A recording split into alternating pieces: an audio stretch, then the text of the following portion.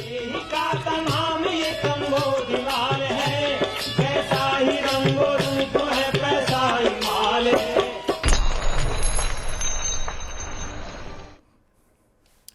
नमस्कार, मैं हूं शुभम शंकरधर। आप देख रहे हैं मनी 9। स्वागत है आपका मनी सेंट्रल में। दिन की सबसे बड़ी, सबसे जरूरी खबरों के विश्लेषण के लिए मेरे साथ स्टूडियो में मनी 9 के एडिटर अंशुमान तिवारी जी आ गए। सर, बहुत स्वागत है आपका।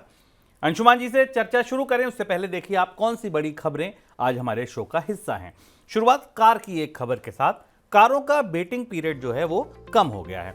वेटिंग पीरियड कम क्यों हुआ है, बिक्री की क्या स्थिति है, मांग बाजार से कैसी निकल रही है, आगे क्या परिदृश्य बनता दिखता है, ये सब कुछ चर्चा करेंगे। म्यूचुअल फंड को भेजे गए जीएसटी के नोटिस, किस मामले के नोटिस हैं, क्यों नोटिस भेजे गए, क्या ये पूरा मामला है, ये समझेंगे। भारत और यूके के बीच एफटीए की अब कितनी संभावना। फिर एक बार बातचीत शुरू हुई है और कहा गया है कि जल्दी एफटीए पूरा होगा। बात कहां अटकी है, कितनी संभावना अब बनती दिख रही है, ये सब कुछ जानेंगे। इसके बाद दिन की बड़ी खबरों का सिलसिला शुरू होगा और सबसे बड़ी खबर होगी आज की पहली। रिलायंस ने क्यों किया रूस की कंपनी से किनारा। जी हां, रिलायंस ने रूस की एक बड़ी कार्गो कंपनी से किनारा किया है। क्यों किया है, क्या पूरा मामला है, किस चीज का डर है, ये दिन की बड़ी खबर होगी। इसके बाद राज्यों को कर्ज देने पर केंद्र सरकार करेगा सख्ती। जो रियायती कर्ज दिया जाता था, छूट पर कोई कर्ज दिया जाता था, उस पर सख्ती की जाएगी। क्या पूरा मामला है, क्यों ये सख्ती की जाएगी, क्या असर होगा, ये सब कुछ जानेंगे। और अगली खबर अमेरिका से। अमेरिकी सरकार ने ठोका एप्पल पर मुकदमा।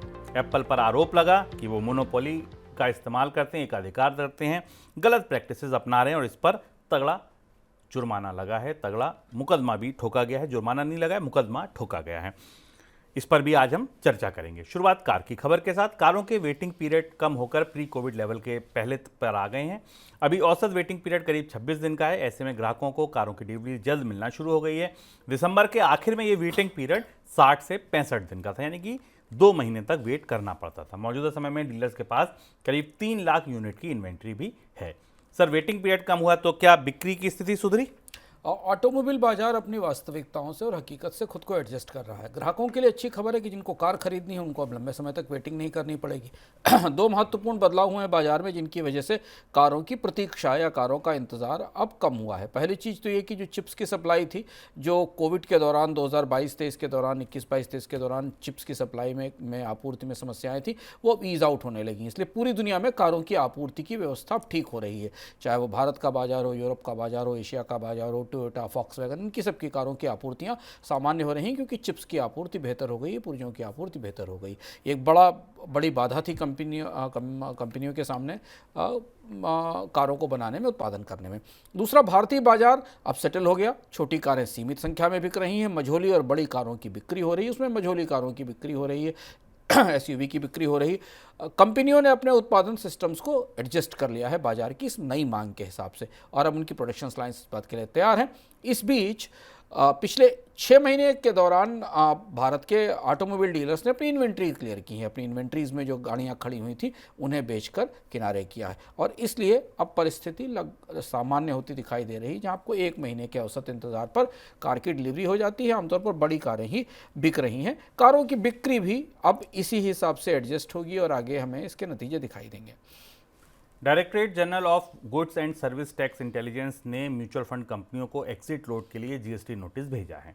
इन कंपनियों से 150 करोड़ रुपए से ज़्यादा की रकम वसूली जा सकती है। जीएसटी विभाग ने 2018 में एग्जिट लोड पर 18% जीएसटी लगाने की घोषणा की थी, लेकिन ज़्यादातर कंपनियां तब तक इस नियम का पालन नहीं कर रही थी। डीजीजीआई ने 100 से ज़्यादा म्यूचुअल फंड स्कीम को लेकर कारण बताओ नोटिस भी भेजा है। क्या पूरा मामला है सर? ये मामला थोड़ा दिलचस्प है। एग्जिट लोड वो लोड होता है जो म्यूचुअल फंड किसी निवेशक को बाहर निकलने पर वसूलता है या फीस वसूलता है। जब आप किसी म्यूचुअल फंड से बाहर निकलते हैं, अपना हिस्सा बेचकर अपनी यूनिट्स बेचते हैं, तो उस पर एग्जिट लोड लगाया जाता है और ये 1% के आसपास के टाइम फ्रेम में लगता है।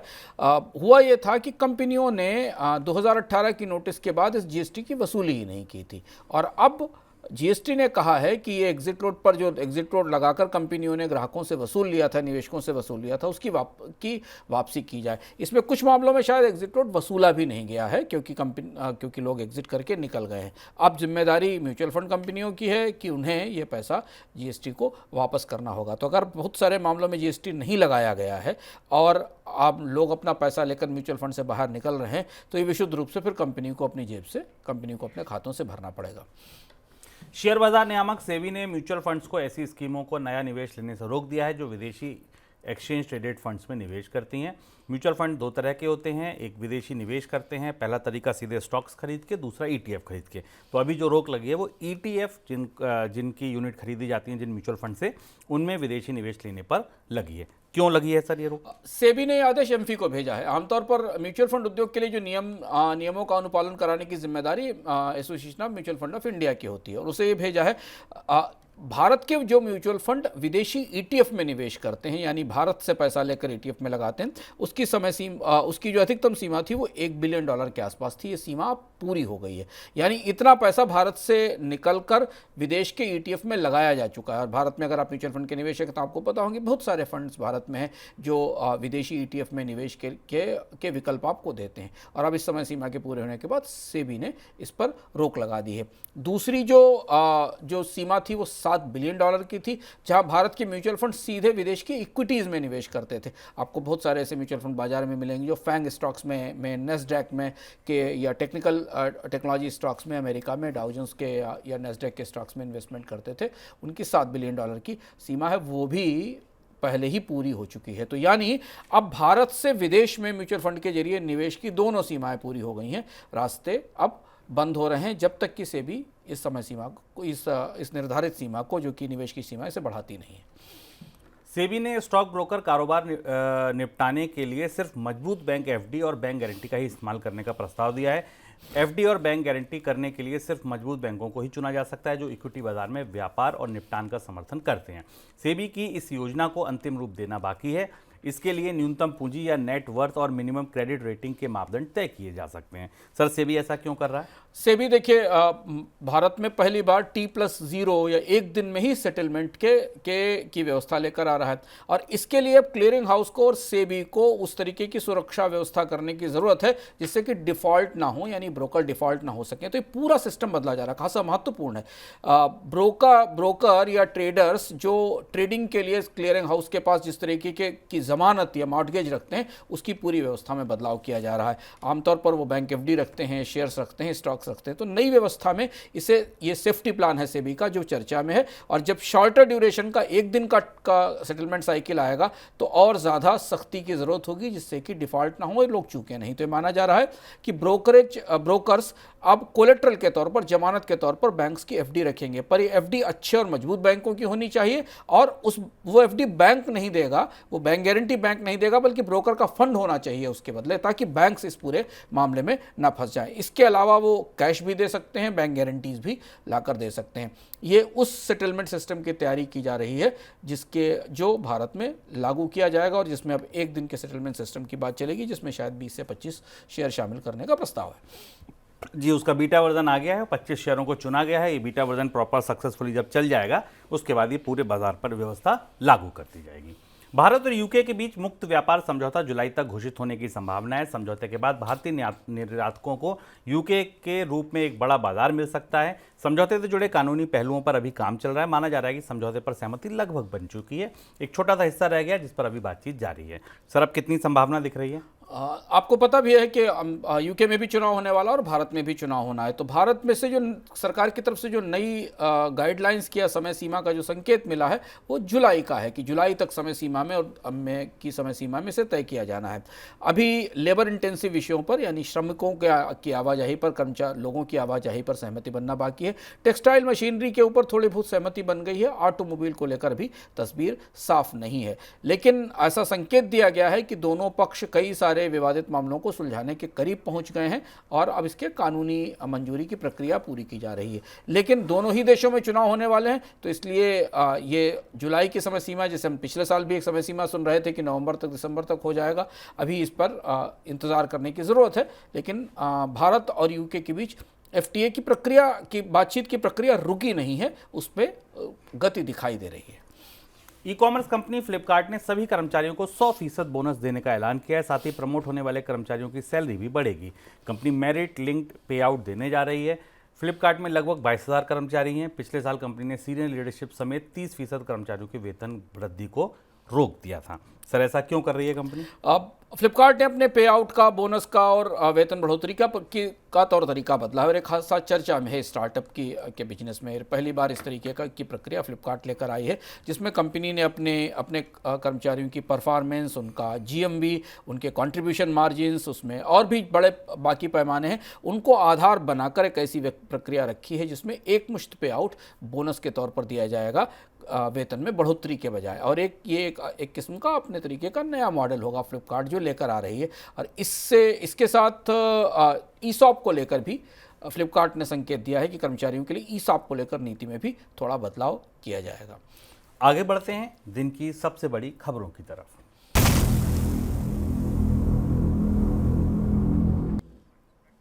रिलायंस इंडस्ट्रीज ने रूस की टैंकर कंपनी सोवकॉम फ्लोट के टैंकरों से तेल की सप्लाई को बंद कर दिया है। रिलायंस के इस फैसले के बाद तेल निर्यात में रूस की चुनौतियां बढ़ सकती हैं।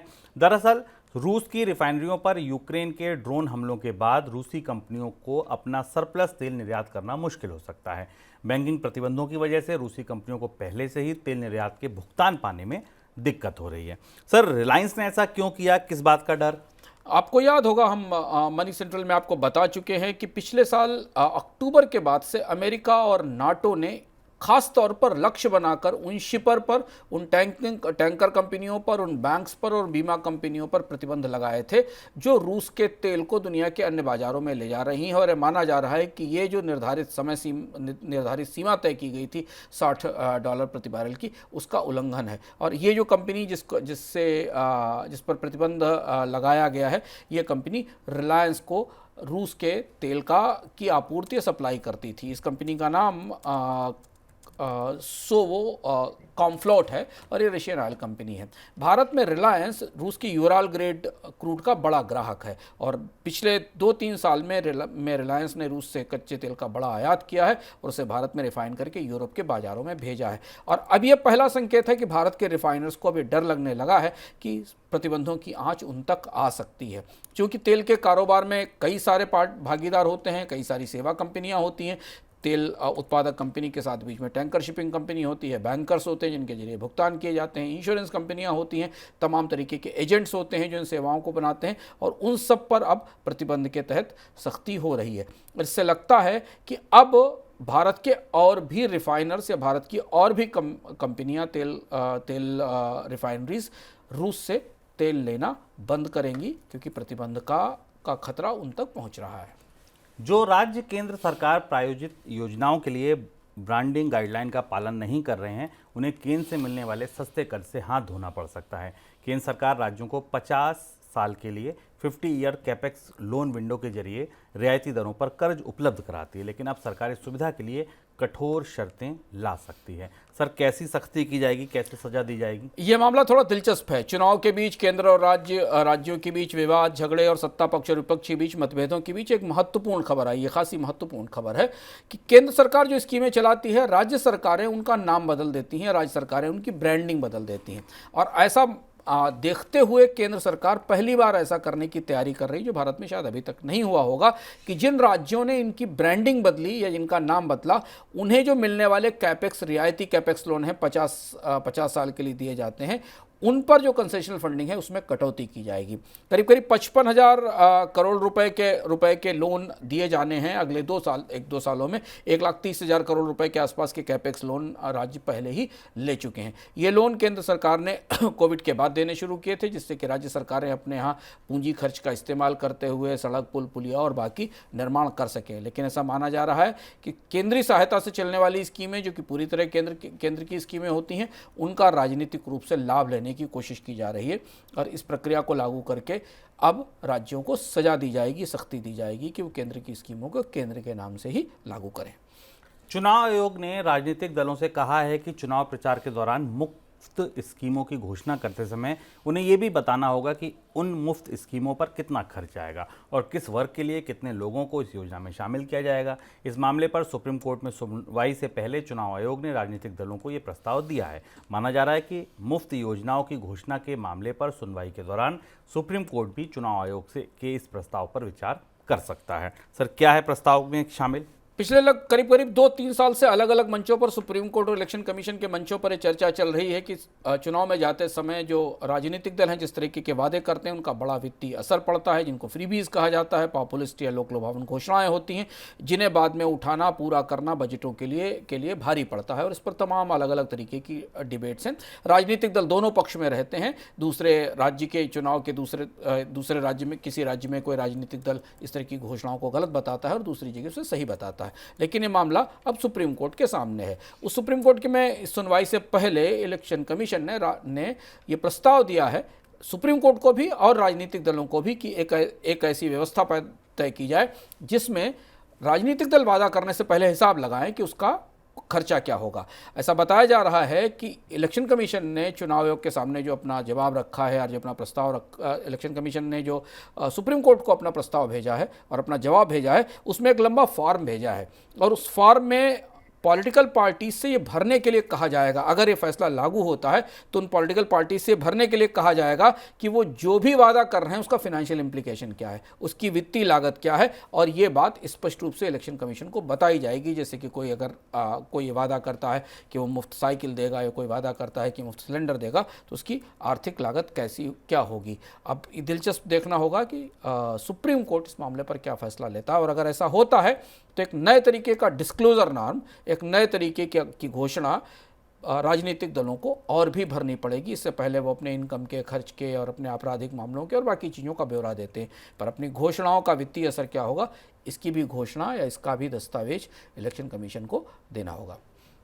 ग्लोबल वार्मिंग की वजह से खाद्य महंगाई और ज़्यादा बढ़ेगी। एक नए इंटरनेशनल रिसर्च के मुताबिक ग्लोबल वार्मिंग की वजह से अगले 1 दशक तक हर साल खाद्य महंगाई 3.2% तक उछाल आ सकता है। इसमें रिपोर्ट में कहा गया है कि उच्च आय वर्ग वाले देशों की तुलना में ग्लोबल साउथ सबसे ज़्यादा प्रभावित होगा। इस खतरे को कैसे समझें सर? यूरोपियन सेंट्रल बैंक की स्टडी है, हम इस पर विस्तार से एक इकोनॉमिक हम कर चुके हैं, उसका लिंक भी हम आपको डिस्क्रिप्शन में देंगे। हम आपको पहले बता चुके हैं, आज से 2 से 3-4 महीने पहले बता चुके हैं कि ग्लोबल वार्मिंग और मौसम की वजह से अब दुनिया में खाद्य महंगाई स्थायी होती जा रही है। इसका असर इस साल भी हमने देखा, पिछले साल भी देखा। देखिए, दुनिया के देशों में फसलों के उत्पादन के बावजूद ग्लोबल वार्मिंग का जो असर था उससे खाद्य उत्पादों की कीमतें लगातार ऊंची रही हैं। और यहाँ से एक दूसरा संकेत और मिलता है कि अगर खाद्य महंगाई पूरी दुनिया में ऊंची रहती है, क्योंकि दुनिया की कई सारी अर्थव्यवस्थाएं खाद्य के लिए, खाद्य उत्पादों के लिए अलग अलग देशों पर निर्भर हैं। जैसे भारत ने अपने चावल का निर्यात बंद किया तो पूरी दुनिया से आपत्तियां आईं।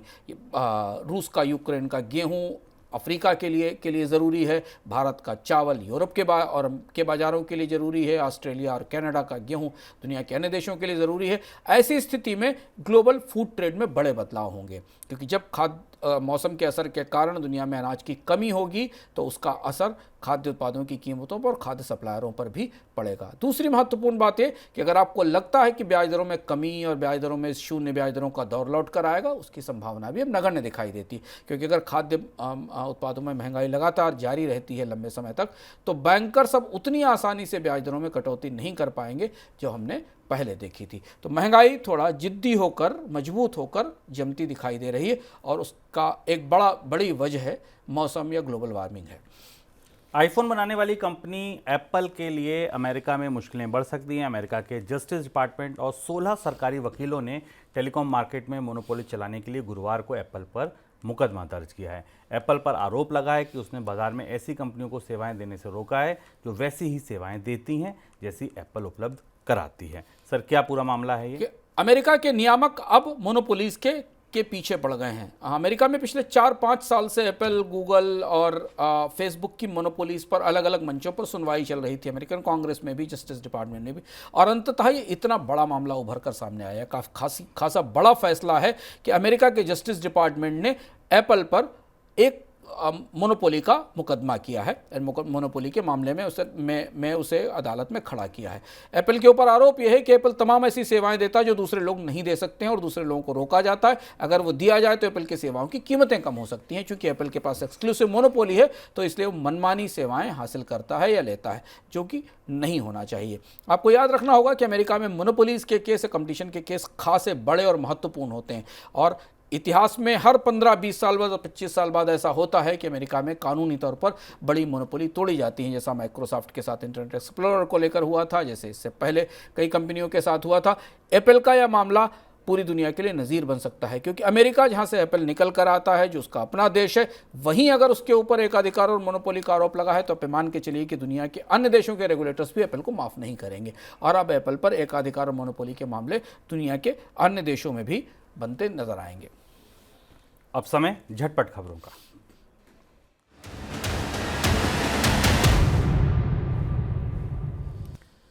लैपटॉप और दूसरे आईटी हार्डवेयर के इंपोर्ट के लिए सरकार ने पिछले साल अक्टूबर में जिस व्यवस्था को लागू किया था उसमें बदलाव के बारे में फैसला सितंबर में हो सकता है। सितंबर के दौरान सरकार इस व्यवस्था का रिव्यू करेगी। हालांकि पिछले साल सरकार ने लैपटॉप इंपोर्ट पर सख्ती के लिए शुरुआत में जिस व्यवस्था की घोषणा की थी उसको लेकर अमेरिका ने सख्त नाराजगी जताई थी और अमेरिका के दबाव की वजह से सरकार को व्यवस्था में ढील देनी पड़ी थी। राजनीतिक दलों को चुनावी बॉन्ड से मिले चंदे की जानकारी के बाद अब ये जानकारी भी सामने आ गई है कि किस कंपनी ने किस राजनीतिक दल को कितना चंदा दिया। चुनावी बॉन्ड्स के जरिए कितना चंदा दिया गया है। स्टेट बैंक की तरफ से दी गई जानकारी के मुताबिक इलेक्टोरल बॉन्ड के जरिए भारतीय जनता पार्टी को कुल 6060 करोड़ रुपए मिले, जिसमें 584 करोड़ रुपए मेघा इंजीनियरिंग ने दिए हैं। वहीं तृणमूल कांग्रेस को मिले 1610 करोड़ रुपए में से 542 करोड़ रुपए लॉटरी कंपनी फ्यूचर गेमिंग ने दिए हैं। कांग्रेस पार्टी को चुनावी बॉन्ड के जरिए 1422 करोड़ रुपए मिले हैं। इसमें सबसे ज़्यादा 110 करोड़ रुपए वेस्टर्न यूपी पावर ने दिए हैं। पिछले 6 माह के दौरान सभी सरकारी बैंकों के एनपीए में कमी आई है। वहीं प्राइवेट सेक्टर की बात करें तो 67% बैंकों के एनपीए घटे हैं। फिक्की आईबीए बैंकर सर्वे में शामिल 77% बैंकों का एनपीए पिछले 6 माह के दौरान घटा है। सर्वे में कहा गया है कि प्राइवेट बैंकों की तुलना में सरकारी बैंकों की एसेट क्वालिटी अधिक सुधरी है। एसेंचर ने वित्त वर्ष 2024 के लिए आईटी इंडस्ट्री के लिए रेवेन्यू के लक्ष्य को घटा दिया है। कंपनी ने रेवेन्यू ग्रोथ गाइडेंस 2 से 5% की रेंज में घटाकर 1 से 3% की रेंज में रखी है। एसेंचर ने सितंबर 2023 में पहले भी 4 से 6% के अनुमान के मुकाबले वित्त वर्ष 2024 में आय ग्रोथ गाइडेंस में 2 से 5% कर दिया था। साथ ही वित्त वर्ष 2024 की पहली तिमाही के लिए 2 से 5% आय गाइडेंस ग्रोथ बरकरार रखी है। सर, कोई टिप्पणी आपकी? एसेंचर की गाइडेंस खासी महत्वपूर्ण है और इसका असर आज हमें शेयर बाजार पर दिखाई भी दिया। आईटी इंडेक्स जिसमें आईटी कंपनियों के शेयर होते हैं उसमें तेज गिरावट दिखाई दी। भारत में सभी प्रमुख आईटी कंपनियों के स्टॉक्स टूटे, इसमें HCL सबसे ज़्यादा टूटा। महत्वपूर्ण बात यह है कि पूरी दुनिया के एक बड़े हिस्से में एक छोटी मोटी मंदी की गुंजाइश बनने लगी है और उसकी संभावना से हमें दुनिया के 2 बाजार थरथराते कांपते दिख रहे हैं, मेटल और आईटी। मेटल की कीमतें भी पूरी दुनिया में तेजी से गिरी क्योंकि यूरोप की अर्थव्यवस्था मंदी में चली गई, सारी प्रमुख अर्थव्यवस्थाएं मंदी में चली गई। न्यूजीलैंड मंदी में पहले से ही, न्यूजीलैंड अभी मंदी में पहुंचा है। ऑस्ट्रेलिया की अर्थव्यवस्था पर दबाव है। कुछ ही अर्थव्यवस्थाओं को छोड़ दिया जाए, चाइना की अर्थव्यवस्था में तेज गिरावट दिखाई दे रही है। लैटिन अमेरिका की अर्थव्यवस्थाएं और कनाडा भी दबाव में है, अर्थात आर्थिक विकास दर पे गिरावट है और इसलिए तात्कालिक तौर पर एक छोटी मोटी रिसेशन का हिट बनता दिखाई दे रहा है और इस वजह से आईटी कंपनियों ने अपने अनुमानों में, अपने मुनाफे के अनुमानों में, अपने कारोबार के अनुमानों में कटौती की है। इसका असर में पूरी दुनिया के बाजारों में आईटी कंपनियों के स्टॉक्स पर दिखा है। इसके अलावा मेटल स्टॉक्स पर भी दिखा है क्योंकि ये दोनों सीधे तौर पर डिमांड से प्रभावित होने वाले सेक्टर हैं, मेटल और आईटी। तो इसलिए आने वाले समय में बाजार में जो उतार चढ़ाव होंगे उन पर आप करीब से नजर रखिएगा। मनी इनका सुपर ऐप डाउनलोड करिए। आईटी सेक्टर में क्या हुआ, क्या होने वाला है और क्या आगे होने हो सकता है। अगर आपके पास किसी आईटी म्यूचुअल फंड का या आईटी बेस्ड म्यूचुअल फंड में आपने निवेश कर रखा है तो उसमें आगे क्या होगा या आईटी स्टॉक्स में क्या होगा, विस्तार से जानने के लिए मनी के सुपर ऐप पर आइए। हम विस्तार से आपको बताएंगे कि शेयर बाजार का अगला रुख क्या रहने वाला है। बिल्कुल। और विवेक मित्तल, ये तो आपको बता ही रहे हैं कि आईटी कंपनियों में क्या होने वाला है। विपुल सिंह ने भी एक खास तैयारी की है आपके लिए जो आपको केवल मनी 9 के ऐप पर मिलेगी। तो ऐप डाउनलोड नहीं किया है तो कर लीजिए। विपुल सिंह आपका होली पर रंगारंग पोर्टफोलियो बनवा रहे हैं, आपको बता रहे हैं कि कहां वैल्यू बाइंग की गुंजाइश है, कौन से शेयर आपको अपने पोर्टफोलियो में शामिल करने चाहिए।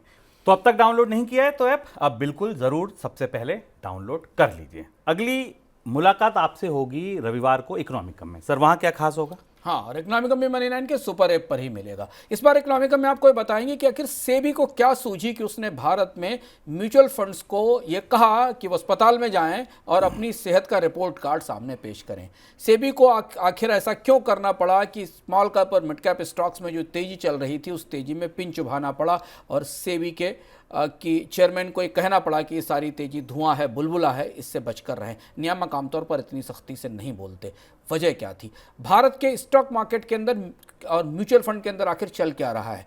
म्यूचुअल फंड्स को लेकर अब कौन सा डर है जो भारत के नियामक की रातों की नींद को उड़ाए हुए है? आपका म्यूचुअल फंड निवेश सुरक्षित है क्या? उसे सुरक्षित निर्धारित करने के लिए जो फैसले लिए गए हैं उनका असर क्या होगा? और क्या भारत में कुछ ऐसा ही हो रहा है जो 90 के दशक में अमेरिका में हुआ था?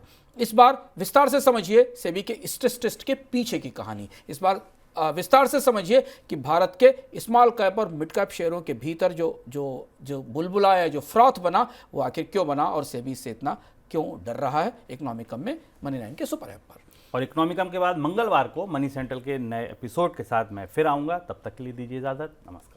ऐसे ही का नाम ये कम्बोज लाल है।